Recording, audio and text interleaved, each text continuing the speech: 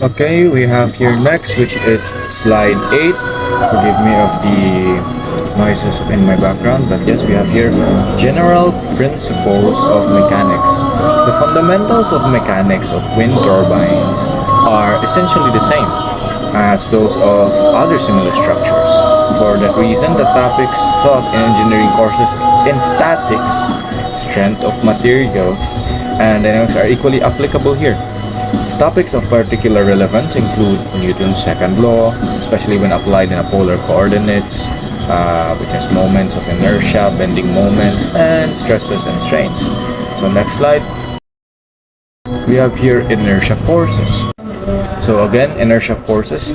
In most current teaching of dynamics, the forces that are considered are exclusively real forces. It is sometimes convenient, however, to describe certain accelerations in terms of fictitious inertia forces. In terms of fictitious inertia forces. So this is often done in the case of rotating systems, including in the analysis of wind turbines, rotor dynamics. For example, the effect of centripetal acceleration associated with the rotation of the rotor is accounted for by the inertial centrifugal force. The effect of the inertia force, as reflected in principles of D'Alembert, is the sum of all forces acting on a particle, including the inertia force. This is zero. The method is most useful when dealing with larger rigid objects or bodies, which can be considered to be made up of a large number of particles, rigidly connected together.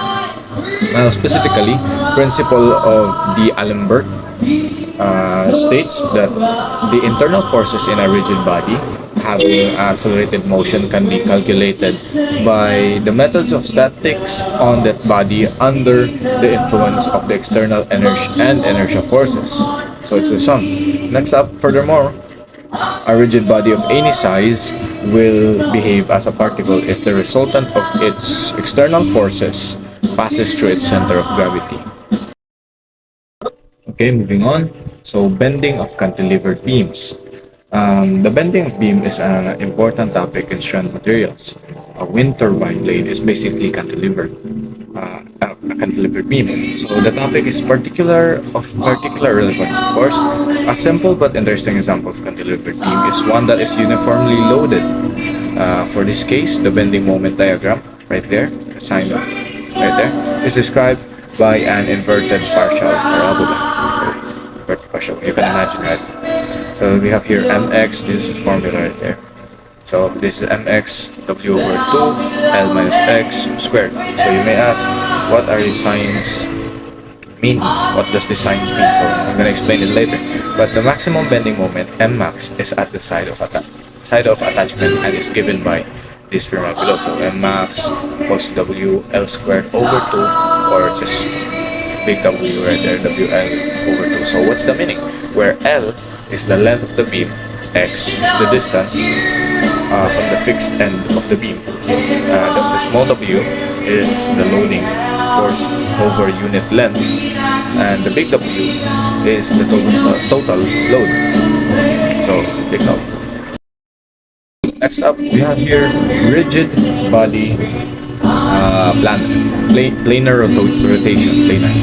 So, two-dimensional rotation. First, we will tackle this. When a body such as a wind turbine rotor is rotating, it acquires angular momentum.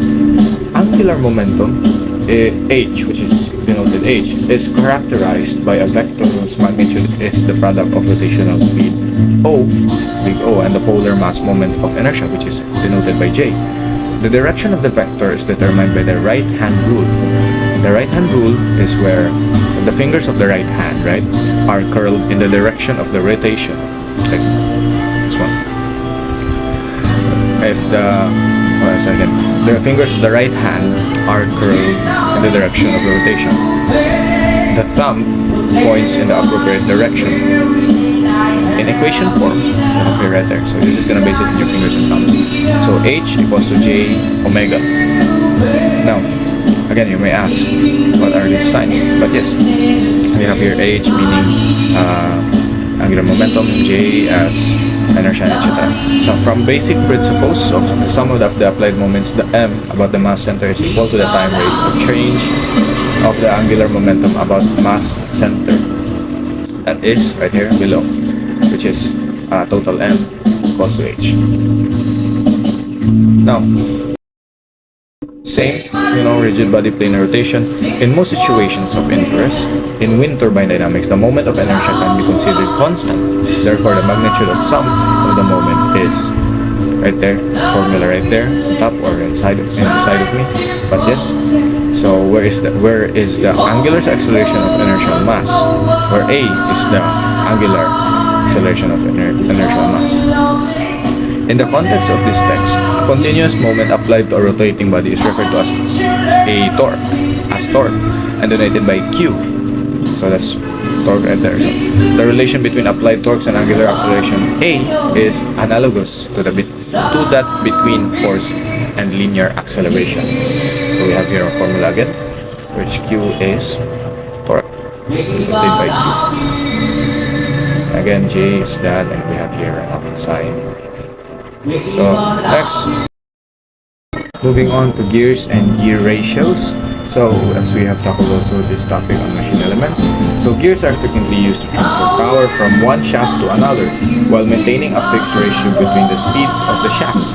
Now, while the input power in the ideal gear train remains equal to the output power, the torques and speed vary in inverse proportion to each other in going for a smaller gear to a larger one, as we have tackled before also in our machine elements. The rotational speed drops, but the torque increases. In general, we have here Q1 times omega 1 is equal to Q2 omega 2.